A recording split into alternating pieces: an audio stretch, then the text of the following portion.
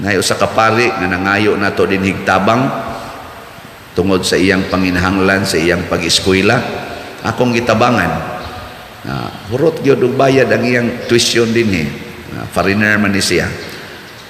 Pertin niyang pasalamat.